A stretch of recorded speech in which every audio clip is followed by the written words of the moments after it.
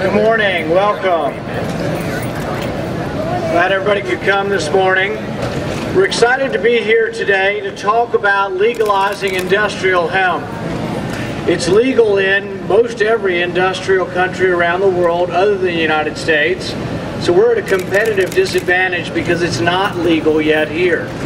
If Kentucky were to legalize it and we were to get an allowance from the federal government, Kentucky would then be at a competitive advantage. Hemp can be used for a lot of products. In fact, I'm wearing one today. That's one of the reasons I really wanted to be here, is to show off my hemp shirt. Hemp was used historically for rope back before World War II, and Kentucky was a major producer of hemp. We think it can be done in a realistic manner. We think it could be a great crop for Kentucky. We think it would be good for Kentucky farmers. And with that, I'd like to introduce Secretary of Agriculture Jamie Comer to talk a little more about hemp and legalizing it.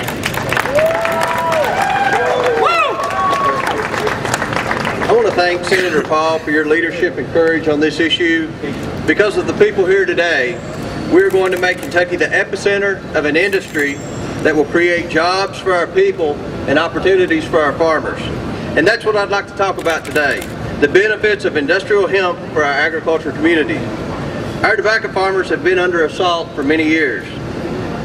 Tobacco continues to face greater taxation and regulation. Our farmers were told they should find an alternative to tobacco to feed their families. Well, here we have it: industrial hemp. Kentucky has the perfect soil and climate to be the nation's top producer of industrial hemp.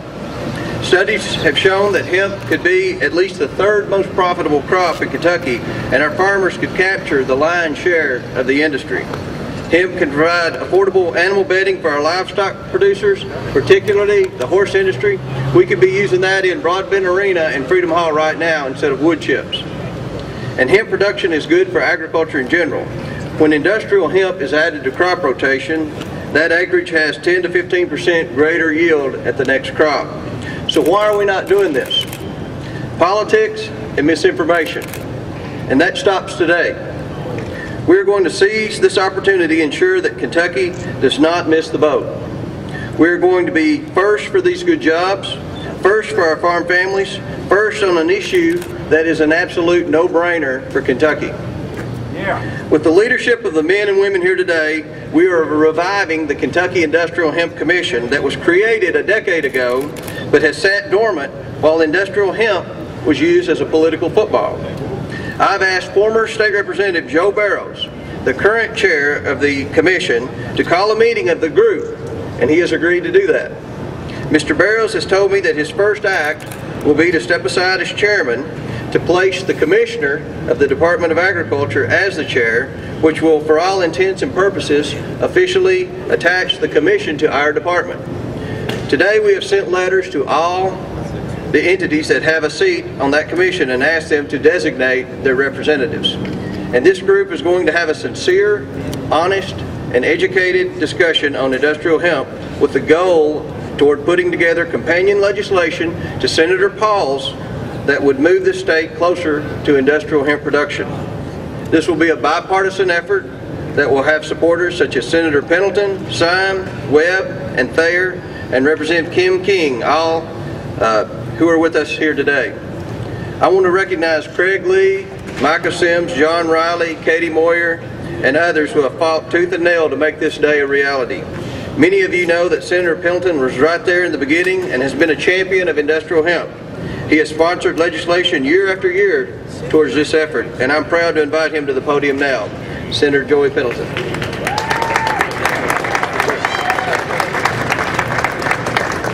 Thank you, Commissioner, and it certainly is a great privilege to be here today to talk about something that we can push: jobs. And that's what it's all about, is jobs. And this is what government should be about, nonpartisan. You know, by gosh, if there's anything that needs to be nonpartisan, it ought to be in Washington today.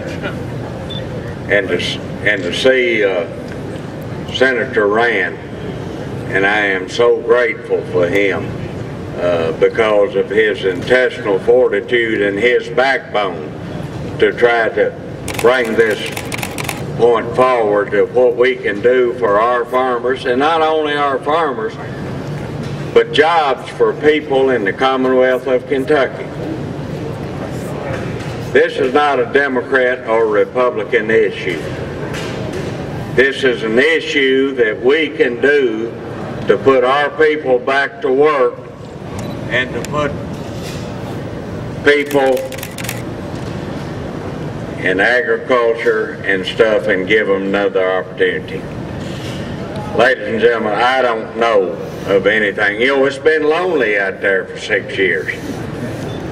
And I'm glad we've got a Commissioner of Agriculture, and I'm glad we finally got a U.S. Senator, and I'm glad we've got people as Robin Webb and Senator Dan Seum that's come together now and say, look, this is what we need to do.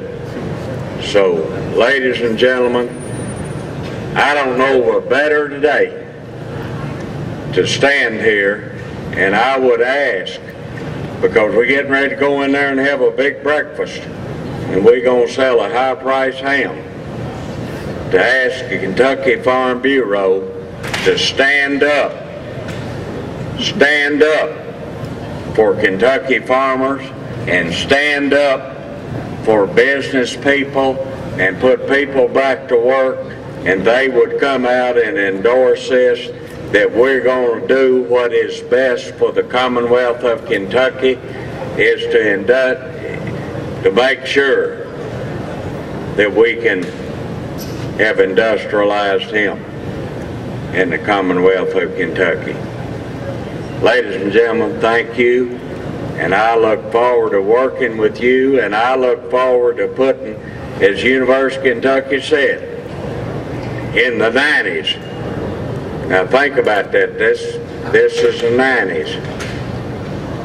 17 to 22,000 jobs would be created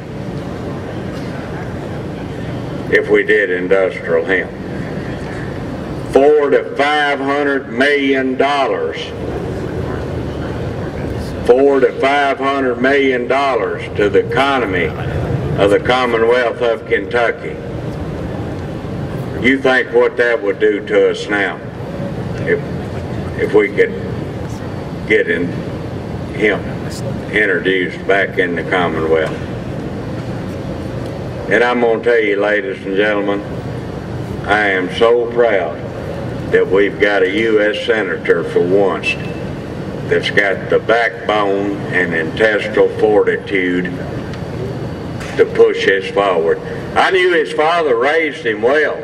His father's been touting this for years, and I've told him when he came to the Kiwanis Club at Hopkinsville, I knew your father raised you right. And yes, he's come forward now, and thank you, Senator Paul. Thank you for Commissioner Comer, and I'm just looking forward to what this will do to the Commonwealth of Kentucky.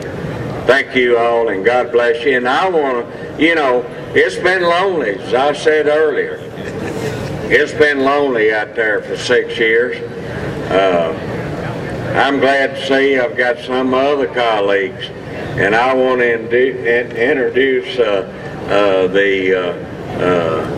of the leaders of the Republican Party, and I can't emphasize this so much. This is what government should be about. Everybody working together. And I wanted to introduce my friend, Dan Seum, to come forward and have some comments.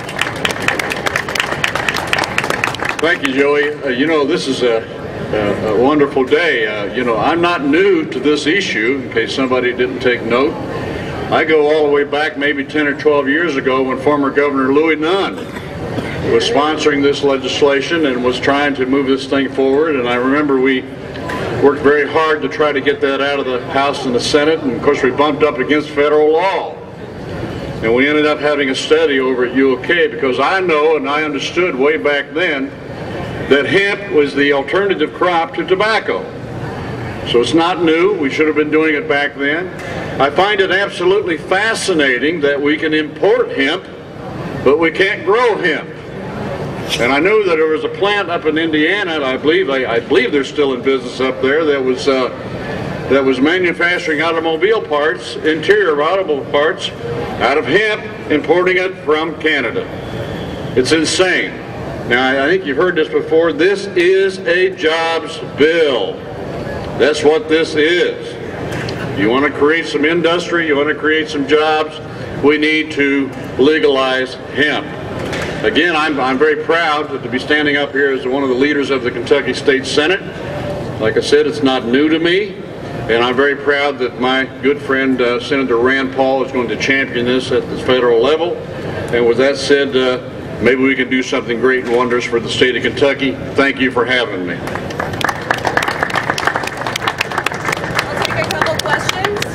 Thank you, and we'll be willing to take a few questions now. Senator, what type of law enforcement officials who say trying to distinguish between marijuana? You know, I think we could develop a fairly simple permit process, and I'm going to let Jamie respond to that, but I think you could do a fairly simple process. How many people are going to grow this? A couple hundred farmers? How hard would it be to know where they are and where they're growing it? I mean, I would think in this day and age it shouldn't be too difficult. As you all know, the Department of Agriculture is the largest regulatory agency in state government. We're already set up to be able to regulate. I believe that we, with the GPSs now, with the map, we can accurately tell where the hemp is. It'll be on record, and if it's not on record at the department, then it's probably not industrial hemp. So I think that industrial hemp will be marijuana's worst nightmare. Industrial hemp cross-pollinates with marijuana. This is a good way to get rid of marijuana in Kentucky, and that's something that a lot of people don't realize, and we're trying to make people more aware of here today. What type of economic annual impact are you looking at on the state if this were to legalize here? Well, I like to say one thing of talking about what impact it would have. I just came from an agriculture thing in Chicago. The guy from Manitou, Canada, they're raising 30,000 acres of industrial hemp, and they're exporting all of that to Europe. Now, they can't produce enough. That's going to Cyril. So there's so many different things that industrial hemp can have on the impact of the economy. What type of numbers, though, financially, what type of numbers are we looking at as an annual economic impact on the state of Kentucky where this is legalized? Well, we were talking back in the 90s, $400 to $500 million, and I would guarantee you it'll be a whole lot more today than what it was back in the 90s if you put the factor into it. Commissioner, do you have a more fine-tuned number, or does anyone have a more fine-tuned number? Do what? Does anyone have a more fine-tuned number than what you just No. I don't know of a number that other than the fact that back in the 90s when they were doing that, and maybe the commissioner does. And that's one of the roles that the Hemp Commission will do. When we restart this Hemp Commission, we'll do a study and get the exact economic impact on that. So this will be a working commission. This isn't going to be a board that sits and meets and not does anything. This will be a working commission that will try to create jobs in Kentucky and increase markets for our Kentucky farmers.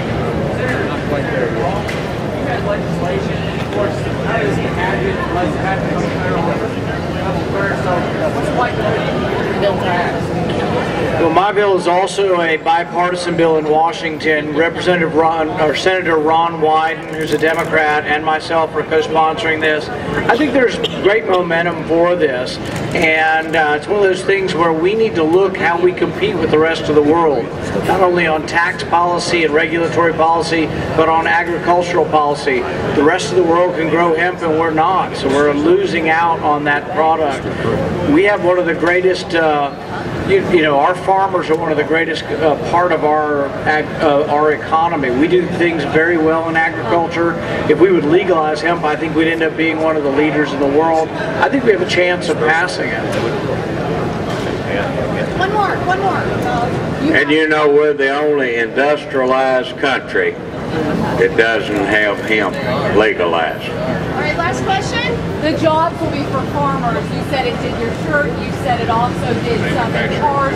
What are some other products that can come out of this industrial hemp? Oh, there's plenty of products. You being a lady, cosmetics, suntan lotions, hemp oil, Don't say a word. caps. People talk about we're taking the ethanol is taking stuff out of the food chain. It will produce twice as much ethanol per acre as what an acre of corn will do. So I mean, we've got, my gosh, we've got so many different things that we can produce from hemp. We could go on and talk about that all day long. Thank you. Thanks, y'all. Let's eat. Let's see what tree plants some hemp.